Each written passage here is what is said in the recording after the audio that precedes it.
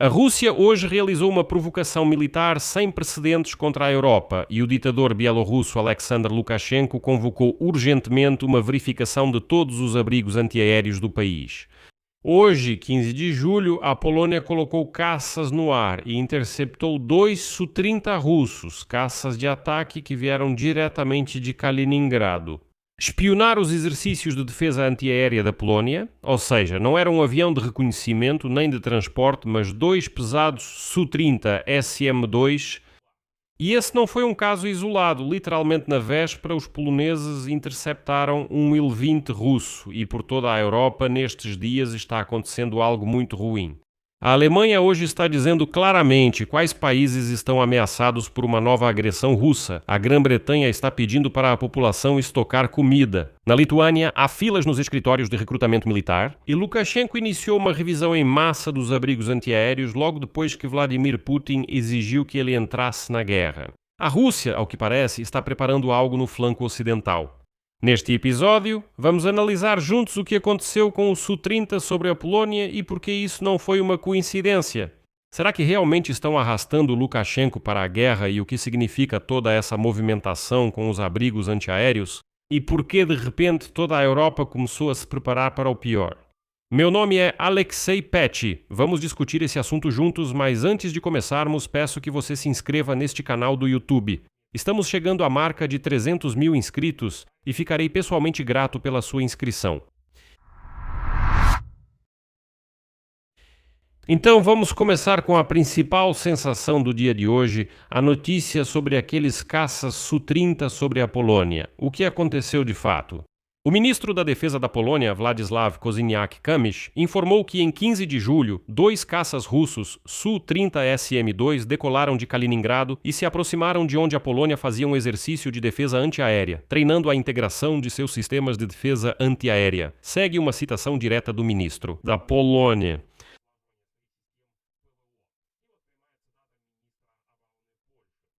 Em relação a isso, mais uma dupla dos nossos aviões de Malbork decolou e interceptou 2 caças russos Su-30SM. Analisemos por que isso é importante e claramente não é coincidência. O ministro da Defesa da Polónia, Kosiniak-Kamysz, classificou como vigilância agressiva. Ou seja, os russos vieram de propósito para observar como os poloneses treinam seu sistema de defesa aérea. E fizeram isso de forma aberta e demonstrativa. Ou seja, isso é reconhecimento em força em sua forma pura. Ou seja, testar quão rápido a defesa polonesa vai reagir. Ver o que e como funciona nela. E, claro, captar os parâmetros da defesa aérea. E os russos fizeram isso com um par de caças Su-30. Isso já é uma demonstração de força e um gesto bem ousado. Tipo, olhem, estamos voando aqui e o que vocês vão fazer com a gente? Os próprios aviões russos não entraram no espaço aéreo da Polónia. Eles ficaram circulando sobre as águas neutras do Báltico. Mas chegaram perigosamente perto da Polónia. Formalmente, isso não é uma violação, mas na essência foi uma provocação. Porque o objetivo era justamente provocar os caças poloneses, a aviação polonesa e sondar a reação em geral. E a reação veio. Além do par de aviões poloneses, também atuou um par de caças suecos sobre o Báltico. Depois esses Su-30 foram escoltados. Ou seja, para 2 aviões russos, pelo menos 4 aviões da OTAN decolaram. O céu sobre o Báltico, literalmente, se tornou palco de um confronto tenso. E isso, repito, não é um caso isolado, mas já virou um padrão. No dia anterior, 14 de julho, um par de caças poloneses interceptou sobre o mesmo Báltico um avião de reconhecimento russo Il-20 a cerca de 30 km da cidade de Uzbequistão. E ainda antes disso, em abril, 2 caças russos realizaram uma interceptação perigosa do avião de reconhecimento britânico Rivet Joint sobre o Mar Negro. Lá a situação quase chegou a uma colisão e o avião estava completamente desarmado. A Rússia, de forma metódica, dia após dia, testa os nervos e a reação da OTAN em todo o perímetro. E a OTAN capta esses sinais. Não é à toa. Lembro que a Aliança do Atlântico Norte já mudou o formato da sua missão no Báltico. Se antes era apenas a identificação e o acompanhamento das aeronaves russas, agora a missão recebeu o status de defesa aérea completa. E agora os caças já têm permissão para destruir alvos, se virem claramente que eles estão mirando no seu território. Ou seja, percebe a diferença? Passaram de observar para abater. Agora, a segunda parte deste episódio está relacionada ao ditador bielorrusso Alexander Lukashenko. E agora surgiram todos os sinais de que o Kremlin está realmente preparando Lukashenko para entrar na guerra. A principal notícia: na Bielorrússia foi iniciada uma revisão em massa dos abrigos antiaéreos. E de acordo com o projeto Bell-Bell-Pol, lá foram intensificados os trabalhos de inventário, reparo e modernização das estruturas de proteção da defesa civil. Os números são os seguintes. As inspeções realizadas entre fevereiro e abril resultaram na emissão de 66 notificações para eliminação de irregularidades. 11 funcionários foram responsabilizados e desde o início deste ano 43 abrigos antiaéreos foram restaurados em todo o país.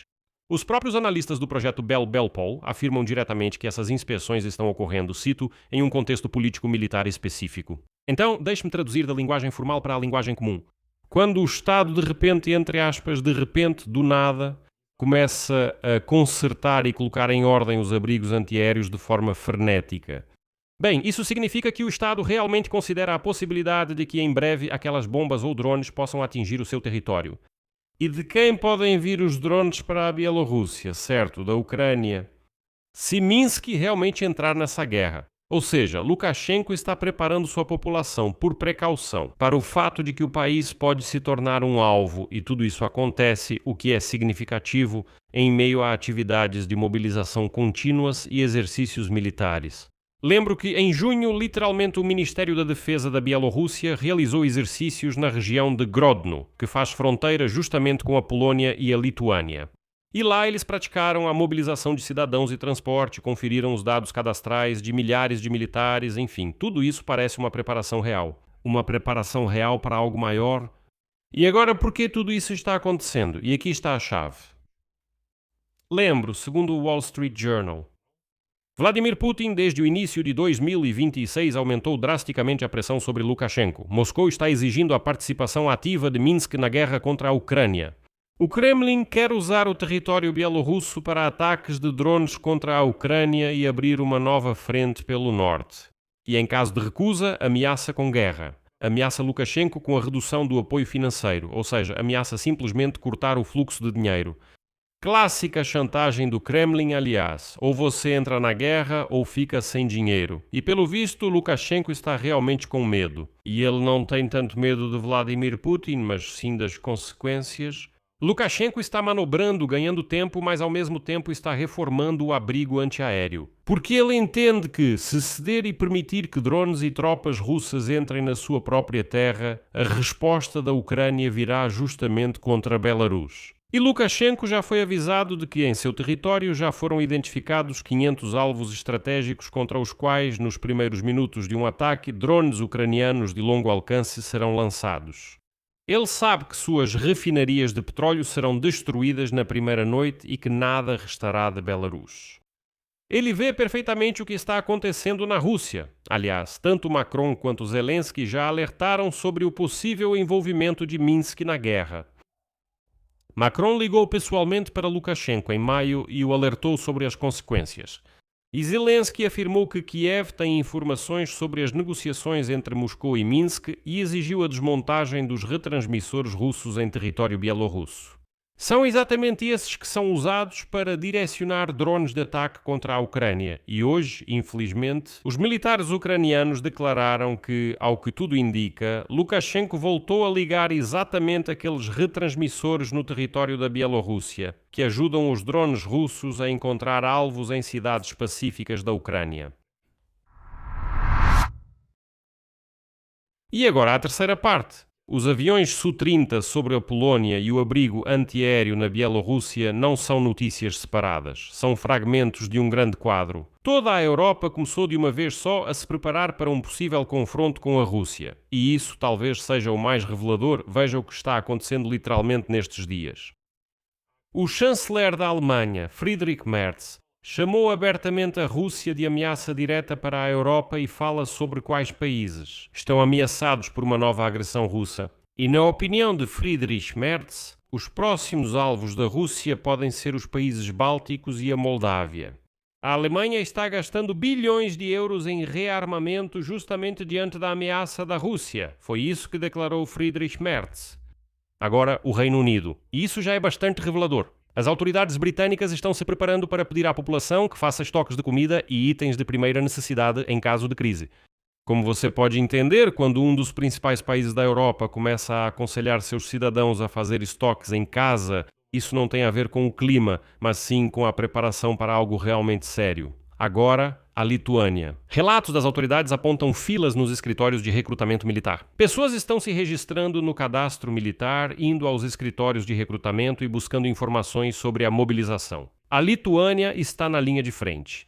Ela faz fronteira com Kaliningrado e com Belarus e é por lá que passa aquele famoso corredor de Suwałki. O ponto mais estreito e mais vulnerável de toda a Aliança do Atlântico Norte. E além disso, há a informação de que a Rússia está preparando operações locais contra a Lituânia. E pode organizar uma provocação usando drones ucranianos para colocar os países uns contra os outros e criar um pretexto. Isso já é uma declaração dos poloneses. Essa já foi uma declaração do ministro das Relações Exteriores da Polónia, Sikorski. Ou seja, não se trata mais de uma ameaça hipotética no futuro, como diziam antes. Lembra daquela história de 2029 e 2030? Não. Agora são cenários concretos que as agências de inteligência europeias estão considerando neste exato momento. Neste momento. Vamos resumir. O que temos em 15 de julho, a Rússia está se comportando de forma cada vez mais ousada em toda a flanco ocidental. Aviões de combate Su-30 estão espionando abertamente os exercícios militares da Polônia. Aviões de reconhecimento estão circulando sobre o Báltico. Há uma constante sondagem da reação da OTAN. Lukashenko está sendo pressionado por Vladimir Putin, que o envolve na guerra com dinheiro e chantagem. Por precaução, Minsk já prepara abrigos antibomba. Lukashenko entende como isso pode acabar para ele. E toda a Europa, de Berlim a Vilnius, de repente entrou em modo de preparação para algo claramente ruim.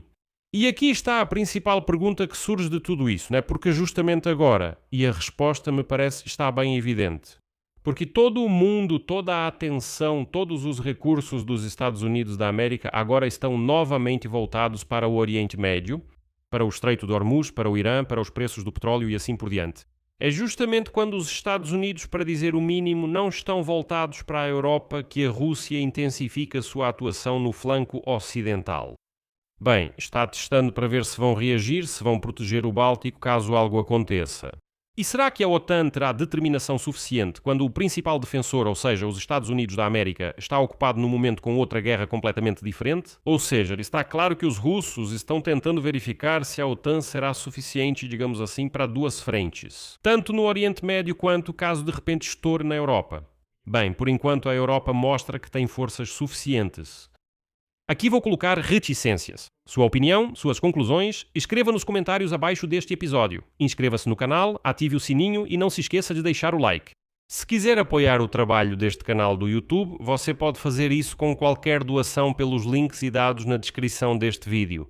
É isso. Cuide-se. Tchau a todos.